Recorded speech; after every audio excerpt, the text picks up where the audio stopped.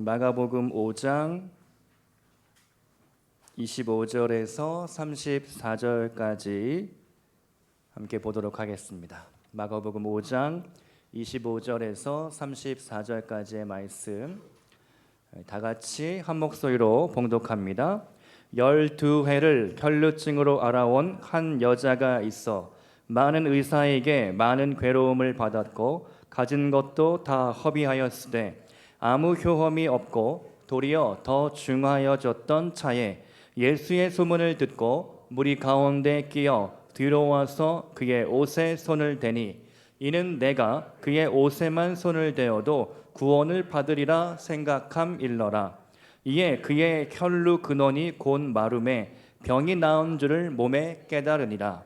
예수께서 그 능력이 자기에게서 나간 줄을 곧 스스로 아시고 무리 가운데서 돌이켜 말씀하시되 누가 내 옷에 손을 대었느냐 하시니 제자들이 여짜오되 무리가 에워싸 미는 것을 보시며 누가 내게 손을 대었느냐 물으시나이까 하되 예수께서 이 일 행한 여자를 보려고 둘러보시니 여자가 자기에게 이루어진 일을 알고 두려워하여 떨며 와서 그 앞에 엎드려 모든 사실을 여쭈니 예수께서 이르시되 딸아 내 믿음이 너를 구원하였으니 평안히 가라. 내 병에서 놓여 건강할지어다. 아멘.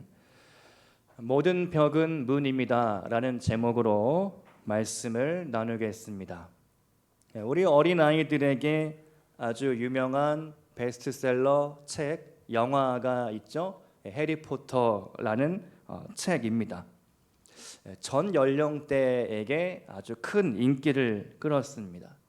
이 내용을 조금 생각해 보면 작가는 상상력을 동원하여 마법의 세계를 창조해내죠. 이 책 속에서, 영화 속에서 마법이란 거의 불가능이 없을 정도입니다. 이렇게 괴물도 불러내고 몸을 보이지 않게 숨길 수도 있고 차원 이동도 하고 하늘을 날아다니는 거는 예산 일이죠. 여러 가지 상상 가능한 모든 것이 구현되는 그런 마법의 세계입니다. 주인공 해리포터는요, 어린 시절 부모를 잃고 어렵게 살아가는 11살의 꼬마로 등장을 합니다. 그런데 어느 날 이 해리가 마법학교에 초대장을 받죠. 부엉이가 창문을 통해서 마법학교 초청장 그거를 주게 됩니다. 그리고 그 초청장을 들고 안내에 따라서 런던 킹스크로스 역에 도착을 하는데요. 이 쓰여진 대로 가 보니까 승강장의 이름이 9와 4분의 3 승강장이라고 쓰여 있는 것입니다. 한번 사진을 띄워주시겠습니까? 호그와트 익스프레스. 호그와트는 마법학교가 있는 곳인데요. 런던의 킹스크로스 역에 가면 저런 비슷한 그 표지판을 만들어 놨다고 합니다. 다음 사진 한번 보여주시겠습니까? 해리가 도착을 하자 저렇게 9와 4분의 3 승강장 쓰여 있는데 그저 벽밖에 없는 것이죠. 거기에 어떠한 안내문도 없습니다. 영화를 보면 기억나시는 분들이 있을까 모르겠지만 다른 친구들이 저 벽을 힘차게 카트를 밀고 달려가면 벽을 통과하여 다른 세상으로 짠 친구들이 막 들어갑니다. 이 해리포터는 첫날 처음 이 학교에 입학생이기 때문에 이게 무슨 일인가? 어떻게 저 벽을 통과할 수 있지? 고민하고 주저하는 장면이 영화 가운데 나오게 됩니다. 결국 해리포터가 용기를 내어서 벽이 아니라 문이라고 생각하고 카트를 들고 전속력으로 벽을 향해 돌진을 하자 그 벽을 통과하게 되죠. 그러자 놀라운 광경이 그 벽 안에 펼쳐지게 됩니다. 온갖 부류의 사람들이, 학생들이 호그와트행 익스프레스 기차를 타기 위해 기다리고 있는 광경이죠. 여러분, 모든 벽 속에 어쩌면 문이 숨겨져 있을 수도 있다라는 것입니다.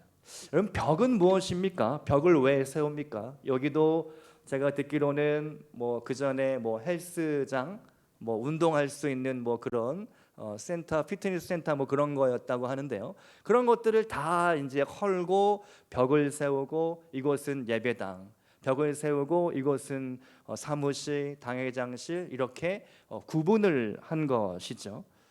벽이라는 것이 그렇습니다. 이 세계와 저 세계를 가로막아서 또 다른 공간으로 구별하고 분리시키는 것이 벽의 의미이죠. 이스라엘이 하마스와의 전쟁을 선포한 이래 가자 지구의 높은 장벽, 그 문들을 다 걸어 잠궜다라고 하죠. 그래서 가자 지구에 사는 수많은 팔레스타인인들이 고생하고 굶주리고 또 전염병이 돌기도 하고 고생을 많이 한다라는 뉴스를 우리는 알고 있습니다. 이처럼 벽은 공간을 차단시키는 기능을 합니다. 그런데 오늘 말씀 통해서 우리는 벽을 벽이라고 부르지 않고 벽을 넘어서 그 벽 속에 숨겨진 문을 열고 들어가는 믿음을 배우기를 소망합니다. 사실 해리포터를 쓴 작가 조앤 K 롤링이라는 여자인데요. 사실 이 여인의 인생이 참 기구했고 이 여인의 인생에 온통 벽이 가로막혀 있었습니다. 남편과 헤어진 후에 어린 딸을 홀로 키우면서 엄청난 생활고에 시달렸습니다. 심지어는 자살을 생각할 정도로 커다란 인생의 벽을 만났죠. 그런데 이 해리포터 이야기를 어느 카페에서 매일 몇 시간씩 집중하여 쓰다가 결국 이게 엄청난 대박이 난 것이죠. 여러분의 인생에 어떠한 벽을 만났습니까? 벽이 문으로 바뀌는 역사가 있기를 축복합니다. 오늘 본문 말씀에서 똑같이 벽을 만난 한 여인의 기구한 인생이 나오게 됩니다. 이 여인의 벽은 질병이었죠. 마가복음 5장 25절의 말씀, 12해를 혈루증으로 알아온 한 여자가 있어. 본문은 이렇게 시작이 됩니다. 세 가지 정보를 우리에게 알려주고 있습니다. 첫 번째, 한 여자가 있다. 그녀는 혈루증을 앓고 있다. 세 번째, 이 병을 몇 년이나 앓고 있다. 12년 동안이나 이 병으로 고생을 하고 있다. 자, 그렇다면 혈루병이란 무슨 병일까요? 혹시 아시는 분이 있으실까요? 네, 부인과의 질병이다라고 하는데요. 의학적인 진단명은 자궁근종 또는 다낭성 난소증후군이다라고 합니다. 정상적인 생리 현상이 나는 것이 아니라 지속적인 출혈이 하혈이 이 여인에게 늘 있었던 것이죠. 이 병을 고치기 위하여 다양한 방법을 다 써보았습니다. 26절의 말씀을 보면 우리 한번 26절은 같이 읽어보겠습니다. 시작. 많은 의사에게 많은 괴로움을 받았고 가진 것도 다 허비하였으되 아무 효험이 없고 도리어 더 중하여졌던 차에 많은 의사를 찾아갔다. 그런데 의사가 치료를 해준 것이 아니라 오히려 많은 괴로움을 받았다. 가진 것도 다 허비하고 탕진했다. 아무 효험도 없었다. 그래서 오히려 이 여인의 상태가 점점 악화되었다라고 말씀하고 있습니다.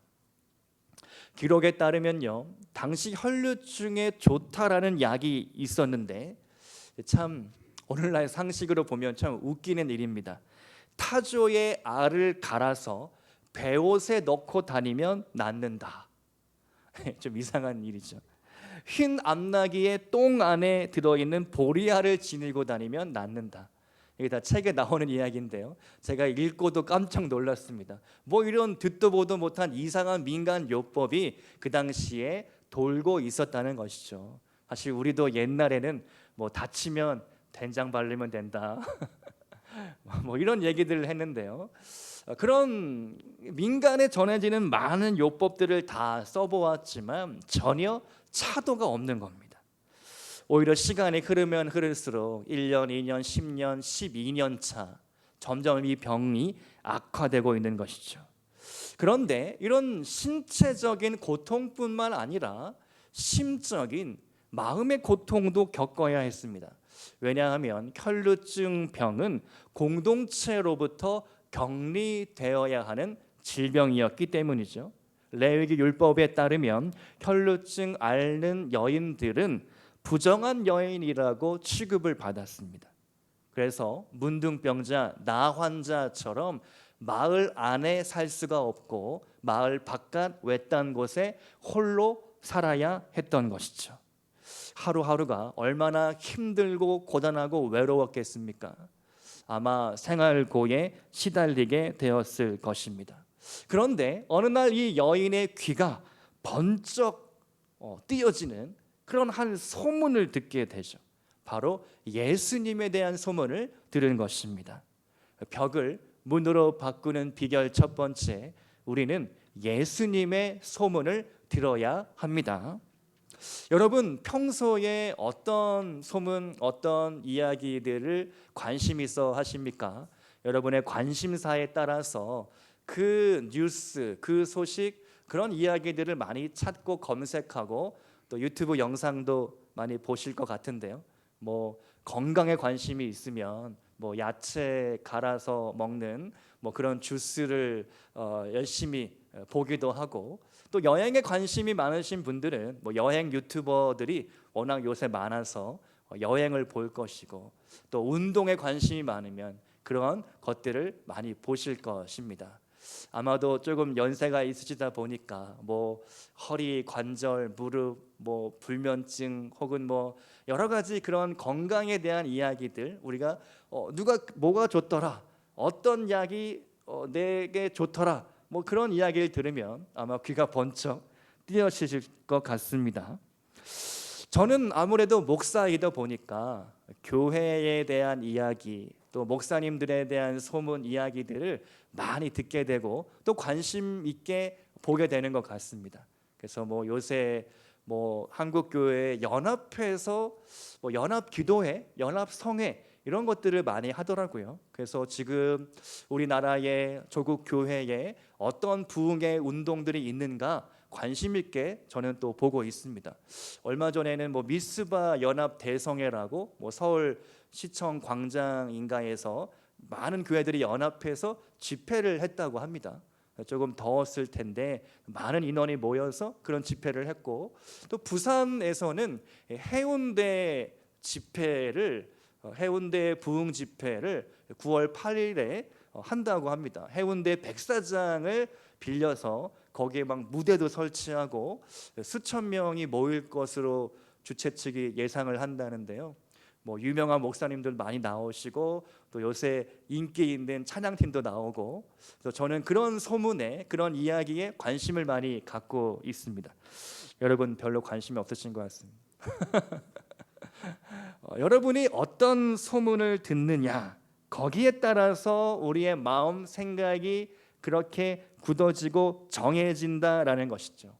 오늘 이 여인이 병을 고침받을 수 있었던 첫 번째 이유는 예수님에 대한 소문을 집중하여 들었다라는 것입니다.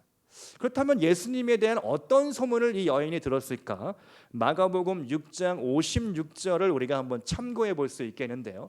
우리 다 같이 우리도 이런 은혜를 사모하는 마음으로 마가복음 6장 56절의 말씀 우리 화면에 있는데 다 같이 한번 읽어보겠습니다. 시작. 아무데나 예수께서 들어가시는 지방이나 도시나 마을에서 병자를 시장에 두고 예수께 그의 옷 가에라도 손을 대게 하시기를 간구하니 손을 대는 자는 다 성함을 얻으니라. 아멘. 여인이 이러한 소문을 들은 것이죠. 예수님께 나아가기만 하면 어떤 병이든 불치병이든 나병이든 혈루병이든 다 낫는다더라. 내 허리 통증, 디스크, 뭐 무릎 관절, 뭐 여러 가지 이 몸의 모든 질병들 예수님이라면 고쳐 주실 거야 라고 믿으며 나아갔다라는 것이죠. 여러분, 좋은 소문을 들으면 우리가 기대하고 소망을 품지만 나쁜 소문을 들으면 좌절하고 포기하고 단념을 하게 됩니다.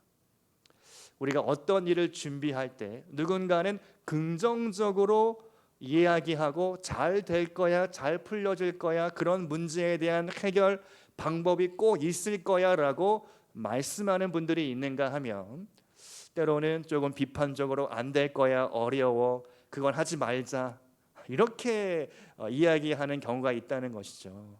우리가 하나님 안에서 긍정하고 희망하고 소망할 때 못 이룰 것이 없는 줄로 믿으시기를 축복합니다. 세상 루머에 귀 기울이기보다 예수님에 대한 소문, 말씀이죠. 말씀을 듣고 말씀대로 믿으며 나아가기를 축복드립니다. 그때 우리의 인생의 벽들이 문으로 바뀌어지게 될 줄로 믿습니다. 두 번째로 이 여인이 어떻게 나아갔느냐? 간절함으로 나아갔습니다. 우리 한번 따라해 보겠습니다. 간절함으로 나아가야 합니다. 여러분, 간절함이란 무엇입니까? 내가 열심히 구하면 온 우주가 나를 도와줄 것이다, 그런 막연한 간절함은 아닌 것이죠. 우리의 간절함, 그 대상은 예수 그리스도 한 분인 줄로 믿습니다. 이 여인이 그러한 간절함의 대상을 예수님께 고정하고 달려가는 것이죠. 본문 28절의 말씀을 보면 이 여인이 마음속으로 이렇게 생각을 했어요. 같이 읽어보겠습니다. 시작. 이는 내가 그의 옷에만 손을 대어도 구원을 받으리라 생각함일러라. 내 손이 주님의 옷자락만 스쳐도 내 병이 나을 거야. 이 병이 거의 불치병에 가까운데 그 당시의 의학 수준으로는 결코 고쳐질 수가 없는데 예수님 옷자락만 만지면 이 병 나을 거야 라는 확신과 믿음이 있었다. 그러한 간절함이 있었다는 것이죠. 예전에 제가 쉬는 날 남한산성에 올라간 적이 있습니다. 남한산성에 올라가 보니까 공기가 참 좋더라고요. 이제 그날따라 무슨 사극을 찍는지 그 무슨 행궁 같은 데서 이렇게 그 촬영 팀들이 와가지고 버스가 있고 궁녀 옷을 입고 왕자 옷을 입고 사람들이 지나다니면서 사극을 드라마를 이렇게 찍고 있었습니다. 그래서 구경을 열심히 잘 하고 이게 좀 식사를 하려고 이 거리를 걷고 있는데 눈에 띄는 한 광경을 목경하게 되었습니다. 어떤 한 여성분께서 나이가 한 60대쯤 된 여성께서 검은 봉다리를 하나 들고 이렇게 가는 거예요. 그런데 그거는 별로 특이한 광경은 아니었는데 이분이 그 검은 봉다리를 가지고 가더니 어느 큰 나무 밑에 가서 주섬주섬 이거를 하나씩 꺼내는데 요구르트가 나오고 빵이 나오고, 그런데 그 앞에 상을 차리고 빨대를 꼽고 그 나무 앞에서 그 나무 신에게 비는 거죠. 비나이다 비나이다. 무슨 소원이 있는지는 모르겠지만 그런 음료수, 야구르트, 빵을 한 상 이렇게 차려 놓고 비나이다 비나이다 하면서 고개를 숙이고 한참을 그렇게 하는 것을 보게 되었습니다. 그런 절박함, 그런 간절함 우리 모두에게 다 있다라는 것이죠.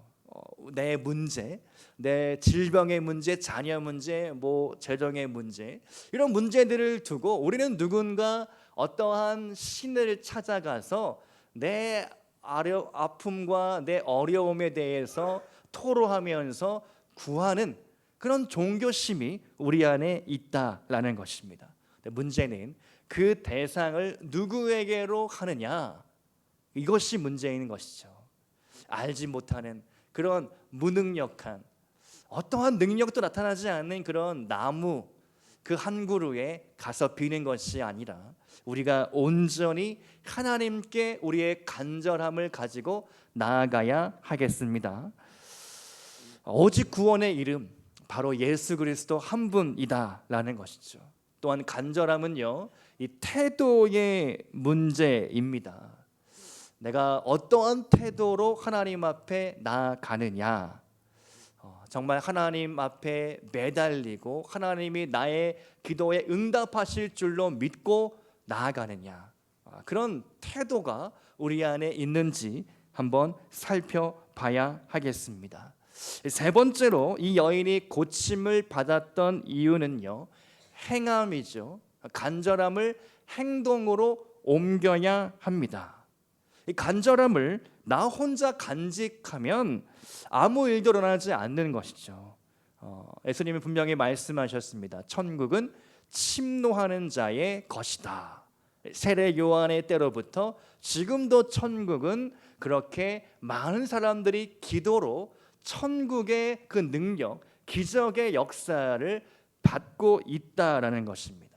본문 말씀을 보면 이 여인은 자신의 병을 고치기 위하여 과감히 행동에 나섭니다. 여러분, 한번 사진을 보도록 하겠는데요.